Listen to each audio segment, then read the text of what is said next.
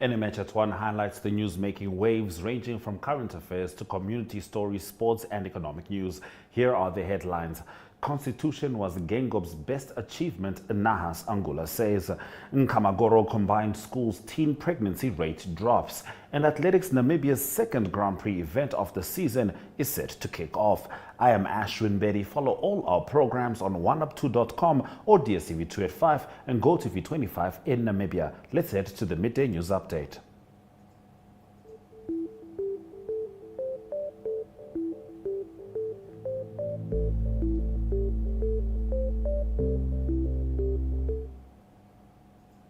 Andrew Mashila, one of the few remaining members of the Constituent Assembly, pays tribute to the late President Dr. Hage Geingob. In Parliament earlier today, they hosted a memorial service in honor of the late Geingob as chairperson of the Constituent Assembly. Visual News highlights local stories from across Namibia right after the break.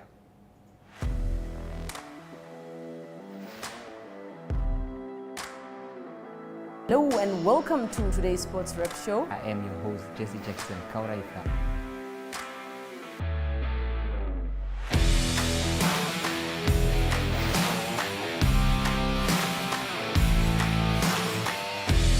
In replay, Namibia, who had won the toss for the first time on this tour. Good day everyone, time for international sports news, starting off with tennis news, both on the WTA for women's and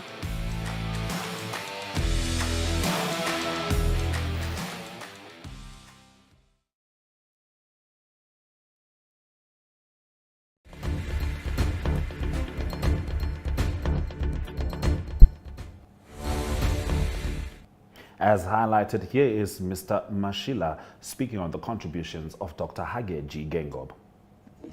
He was a bridge builder, a man who inspired those who were with him. And the greatest inspiration I got from him was that of regarding myself as a Namibian rather than as a person speaking a language in Namibia called Setswana. So he motivated many of us to realize that if we have to unite in this country and be one nation for one country, we had to do away with concentrating on the tribes, tribal things, personal matters, ethnicity, all those things, even religion. So he encouraged many of those who were with him, especially when we were writing the Constitution, to realize that we were Namibians and not individuals in a big country like this one. So I cherish the moments that I shared with him. I don't think I can ever forget. In fact, when I talk about him, I feel the pain in my heart because to me he was a special friend and I will always remember him.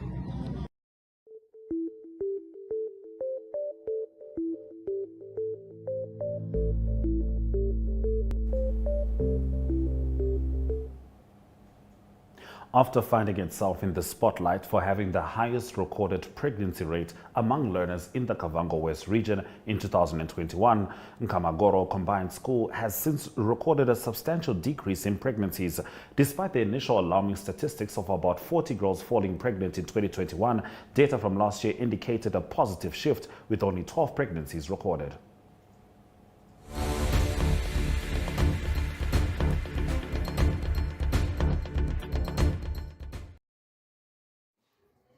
We're talking to them? Ms. Mayra Teresia, responsible for life skills, grade 8 to 11 at Ncamagoro Combined School. Okay. We understand that the pregnancy rate in 2021 was at its highest. How are things looking now? Compare from 2021 now, it has gone down very much because in 2021 we went up to 40 learners. Which was, those ones when we talk about 40 are those ones who were currently at school at that moment. Some of them, they did not come back after the COVID. But now if we talk about 2023, we went down to 12, which is now, there's a big difference. So it has really gone down. Okay. And this year, you are still busy. With this year, a school just opened. We haven't recorded any, and we are hoping that we will not record any so far. So right now, it's only those ones who were already recorded in the record of last year that we have about 3 that are about to deliver. Then we are done with the last year. Okay. And now from your understanding, what do you think was the cause for the high for pregnancy rate in 2021? In 2021, the cause basically, I would say, it's with the COVID-19, whereby learners were staying at home. At home, basically, there's mostly poor guidance when it comes to parental guidance. And secondly, as we know, most of our learners, the background they are coming from, everything they have to look for themselves, and their parents, most of them are unemployed. So basically, these learners have to go other ways in seeking where they can get the needs that they need, food that they need. So in this way, that's how most of our learners got pregnant. And some of them staying at home, whereby they are only staying learners, their parents are staying inland. As we don't have a hostel, and most of the parents, what they have done is they just build certain shacks around the schools where they put learners. And then there's no parent to guide them, to look after them. So this is how now some of them end up staying with boyfriend or girlfriend or something like that. At the end of the day, most of them, they got pregnant.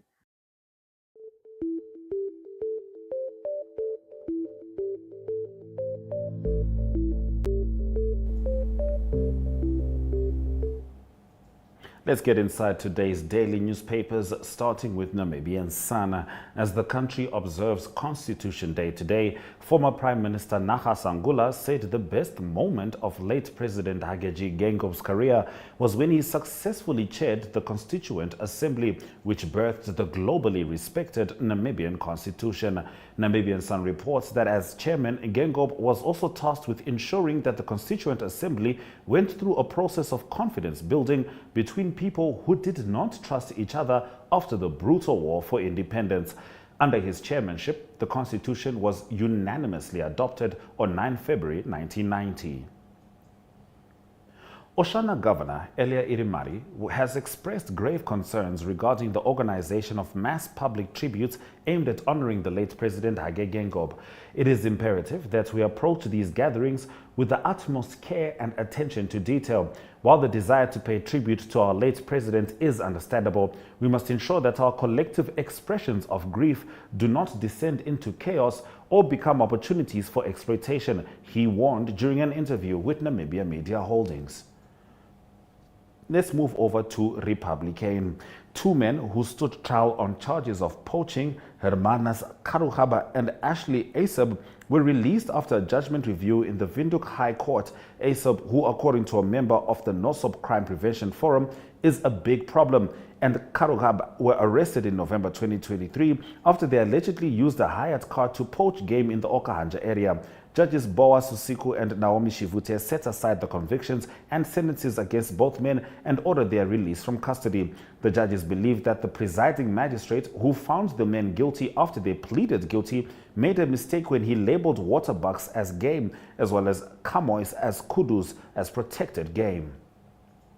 A coastal psychiatrist accused of domestic violence against his estranged wife has had his case adjourned for further investigation until the 10th of September. Dr. Peter van der Vesthuizen was arrested on the 3rd of July last year in Swakopmund on a charge of assaulting his 52-year-old wife, Sonia, during a quarrel at their home in Ocean View. She has already obtained 3 protection orders against him, which he violated, and has also filed for divorce in the meantime. Allgemeine Zeitung reports that the Namibian tourism sector increased its share of employment by around half in 2022. While there were 29,000 employees in the sector in 2021, there were 57,571 employees last year. On page 3, AZ reports that the Geingob family of 18 has been living along the road since Christmas after government allegedly ordered their ouster from a resettlement farm because the owner is not allowed to sublet the property. The Geingob family, which consists of 6 adults and 12 children, has been living along the road about 30 kilometers from Dobabis in the direction of Leonardville since December. We continue with the Namibian after the break. Welcome to What's Cooking, where culinary passion meets expert insights. Somebody must really want to cook and want to cook good food. Immerse yourself in the bustling world of professional kitchens as top chefs create mouthwatering dishes. Join us for in-depth interviews as our host explores the experiences and expertise of our guest chefs. Don't miss out. Tune in to What's Cooking on NTV every Friday at 2100 hours and let the culinary adventure begin.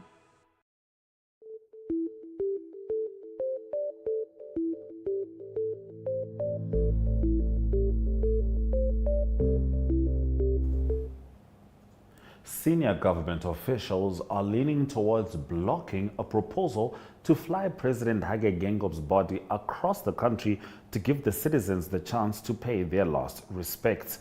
Now, this could be a safety risk as well as a logistical nightmare, they said. The committee planning Geingob's funeral was allegedly briefed on this proposal, but it seems the idea will not be entertained. The Supreme Court experienced a surge in the number of appeals it had to deal with during 2023, Chief Justice Peter Shivute says. The number of appeals filed at the Supreme Court increased by nearly 60% last year compared to 2022, Shivute said at the official opening of the new legal year in Windhoek on Wednesday. Let's move over to New Era. The Kavango East region has a shortage of 2,373 police officers on the regional structure. They are supposed to have 3,038 police officers, but now there are a mere 665 officers, which is way below the gazetted structure, forcing extra work on remaining staff. A week ago, the Namibian Police's regional leadership brought their grievances and challenges to the force during a visit from the Parliamentary Standing Committee on Foreign Affairs, Defense, as well as security. Communal farmers in Zambezi fear a severe drought and loss of their crops after the region recorded a deficit in rainfall in the crucial phase of January to date. Despite good rains received in most parts of Zambezi since December last year, the rainfall dropped in the first week of January, leaving many crops to dry up, while some could not germinate at all. Moving over to Market Watch, Total Energies will spend about 30% of its $1 billion exploration and appraisal budget this year on its hunt for oil offshore Namibia. That equates to nearly $6 billion Namibian dollars at the current exchange rate. Speaking at an investors conference call on Wednesday, Total Energies chair and CEO Patrick Pouyanné said French super major continues to be optimistic about Namibia. As such, the country will top Total Energies spending, and this is on appraisal as well as exploration this year. In 2022, Namibia's tourism sector directly generated 57,571 jobs, accounting for 7.9% of the country's total employment. Details on this coming up in economic news. Welcome to My.NA Cars, your ultimate destination for everything automotive. I am your host, Diana Master. Teamwork makes the dream work, right? Discover the latest models, innovative technologies, and expert insights from our passionate hosts. Learn essential maintenance tips and get exclusive behind-the-scenes access to the automotive industry. Don't miss My.NA Cars on NTV every Thursday at 2100 hours. Tune in and ignite your passion for automobiles.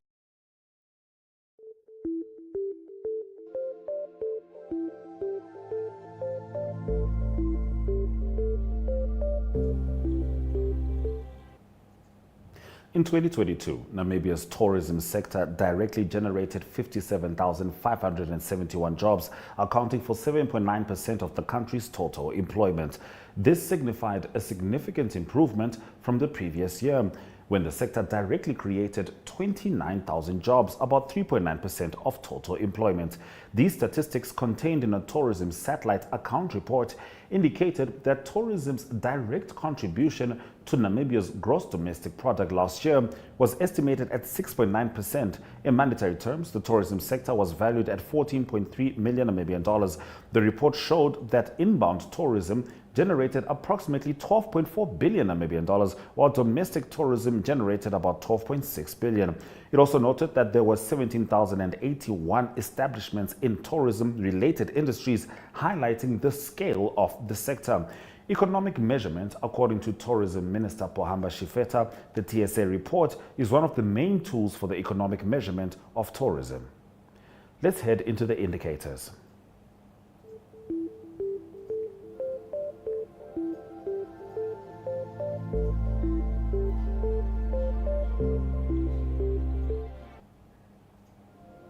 The Namibian dollar trades at 19.01 next to the US dollar. 23.95 Namibian dollars gets you 1 British pound. 20.48 means you get 1 euro, and for Chinese yuan, you get 2.64 Namibian dollars.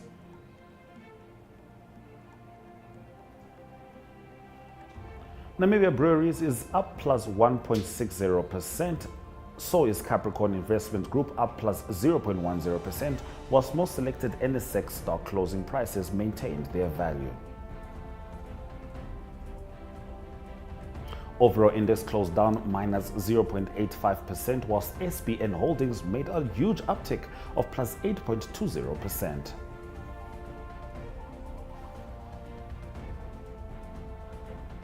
All commodities are in the red, with gold currently on $2,031.29 US dollars an ounce. Stay with us as we delve into news from Africa.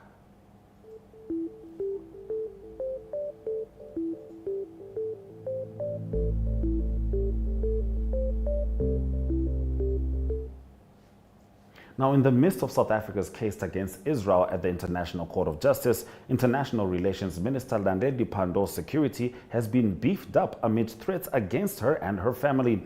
South Africa approached the World Court seeking several orders, including for Israel to immediately suspend its Gaza offensive, to stop forced displacement, to enable humanitarian access to thousands of displaced Palestinians, and to preserve evidence. In its judgment, the ICJ ordered Israel to take all measures within its power to prevent acts of genocide in Gaza. Following President Cyril Ramaphosa's State of the Nation address on Thursday night, Pandor told journalists she believes the threats are related to the ICJ case.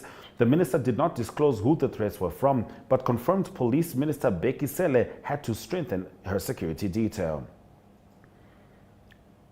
In our next story, Malawi has removed visa restrictions for travelers from 79 countries in an effort to boost tourism and trade in the country. The Homeland Security Minister Kenzi Kale, in a Gazette notice on Wednesday, amended the immigration regulations, effectively lifting visa barriers for citizens from the UK, China, Russia, Germany, Australia, Canada, Belgium, Ghana, Gambia, Sierra Leone, France, and others.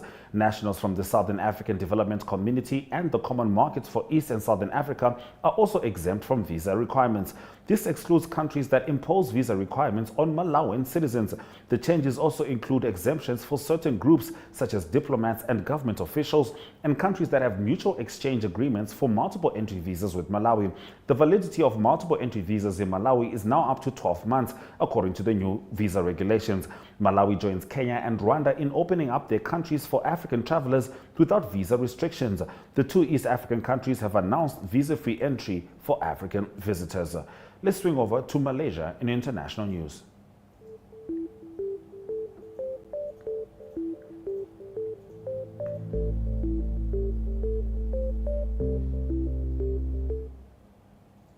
Malaysia's top court has declared unconstitutional more than a dozen Islamic laws enacted by the state of Kelantan in a landmark decision that could affect similar Sharia laws in other parts of the Muslim-majority country. Malaysia has a dual-track legal system with Islamic criminal and family laws applicable to Muslims running alongside their secular laws. Islamic laws are enacted by state legislators, while secular laws are passed by Malaysia's parliament. A 9-member federal court bench in an 8-1 decision declared 16 laws in Kelantan's Sharia criminal code void and invalid, including provisions criminalizing sodomy, incest, gambling, sexual harassment, and the discretion of places of worship. Chief Justice Tengku Maimum Tuan Mant, who delivered the majority judgment, said the northeastern state had no authority to enact the laws, as the subject matter was covered under Parliament's lawmaking powers. Kelantan, which lies just south of Thailand in Malaysia's north, is governed by Parti Islam Se Malaysia, which has advocated for a stricter interpretation of Islamic law. Stay with us as we talk athletics Namibia in local sport.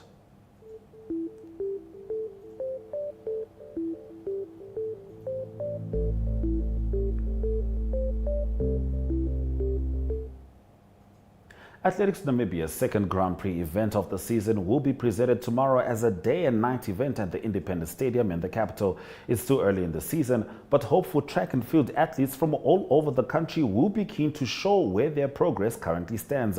The deadline to qualify for the African Games in Ghana is 20th of February, and Namibia's team has therefore not yet been finalized. Another weekend filled with exciting schools athletics is also in store at Afis Park, with the first regional event hosted by Namibia Private Schools Organization. Boys and girls from various NAPSO primary and secondary schools are set to compete in the age groups from under 10 to under 19. The program starts today from 2 p.m. until 6 p.m. and resumes tomorrow from 7:45 a.m. until 3:30 p.m. The athletics is scheduled for a live broadcast on NTV1up2.com.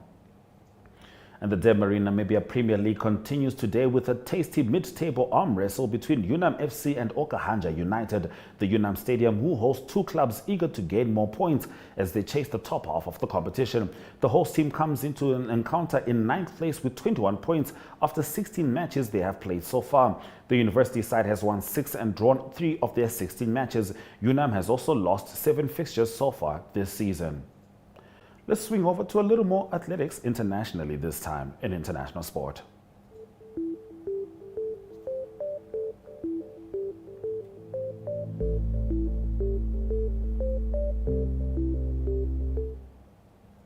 Former world champion sprinter James Magnussen has agreed to come out of retirement and undertake a course of banned supplements to try to break the long-standing world record in the 50-meter freestyle. The 32-year-old Australian, who won the 100-meter freestyle world title in 2011 and 2013, as well as an Olympic silver at the distance in London 2012, has been offered $1 million to make the attempt by organizers of the enhanced games. And the organizer of the highly anticipated Inter-Miami match in Hong Kong last week expected to star Lionel Messi will give a 50% refund for tickets after widespread anger that the Argentine player did not take the field due to injury but played in Japan days later. Tatla Asia, a privately owned publishing and lifestyle company, said in a statement on its Instagram page that it was deeply sorry and heartbroken that fans were let down after Messi stayed on the bench during Sunday's match. And Ivory Coast ended almost 2 decades of home misery at the Africa Cup of Nations by becoming the first tournament host to reach the final since Egypt in 2006. It has been one of the many peculiarities of the African Championship that host countries have struggled for success despite having all the advantages of playing at home. The Ivorians' 1-0 win over the Democratic Republic of Congo in the semi-final has set up a decider against the regional rivals Nigeria in Abidjan on Sunday, and the chance to deliver on an investment in stadiums and other infrastructure estimated to be over $1 billion. Those have been our stories on NMH at 1. Highlights coming shortly. Welcome to What's Cooking, where culinary passion meets expert insights. Somebody must really want to cook and want to cook good food. Immerse yourself in the bustling world of professional kitchens as top chefs create mouth-watering dishes. Join us for in-depth interviews as our host explores the experiences and expertise of our guest chefs. Don't miss out. Tune in to What's Cooking on NTV every Friday at 2100 hours and let the culinary...